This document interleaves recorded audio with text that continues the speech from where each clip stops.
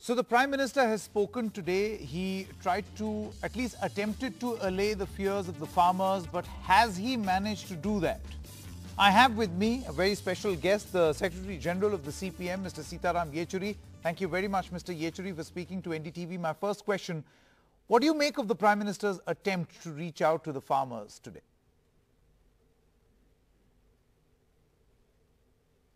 Yeah, but this is hardly reaching out. I mean, there he has only hurled, again, charges, unfounded charges against the opposition, saying that we are misleading the farmers. He has claimed that this is something as a result, or not an overnight reform, but as a result of discussions that have been going on for decades. And he's made claims that this is for the prosperity and the future and betterment of the Indian farmers. No, all these are points that have already been made by him and the others of the government for a long time, which are completely untrue and have been rejected by the farmers. It's a complete baseless charge that the opposition parties are behind this protest action and the agitation that's going on. Not a single political leader or the name has gone there or has been asked to come there.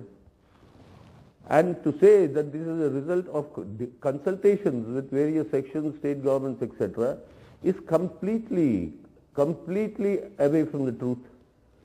Agrarian reforms is something that has been under discussion in the country for the last 70 years since we became independent. Various times, various changes were brought about. The result was the Green Revolution. The result was our food self-sufficiency. And he claims that he is implementing the Swaminathan Commission report. There cannot be any greater travesty of the truth. What did the Swaminathan Commission report say, amongst others, about the MSP? C2, that is cost of production including family labor, plus 50% should be the price. Is that being followed?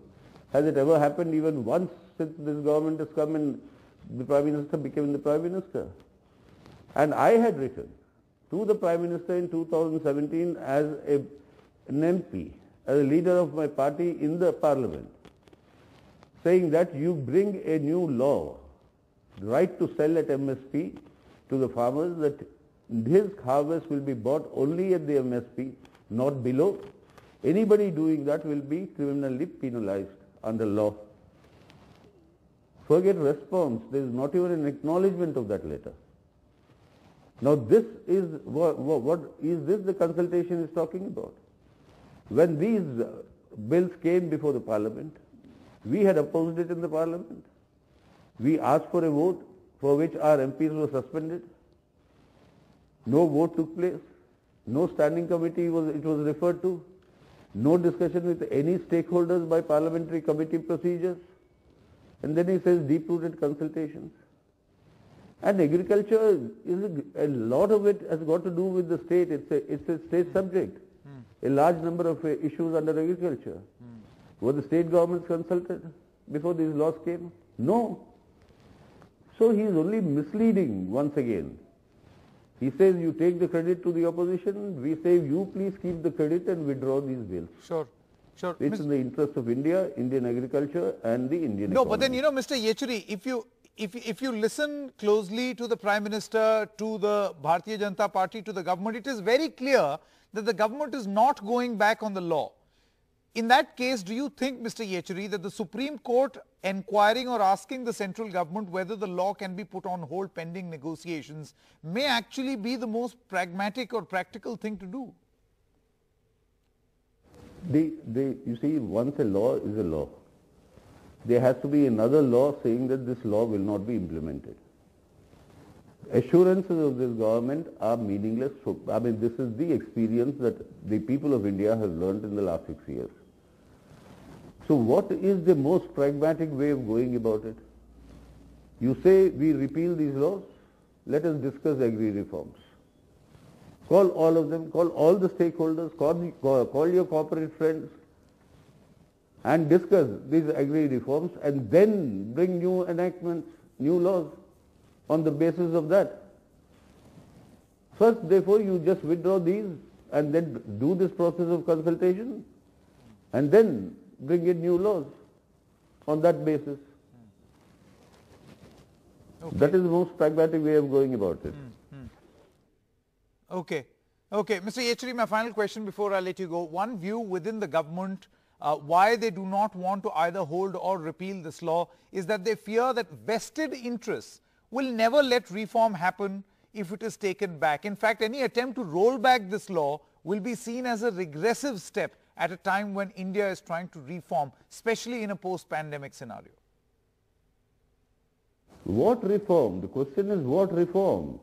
Every one of us has spoken of agri reforms.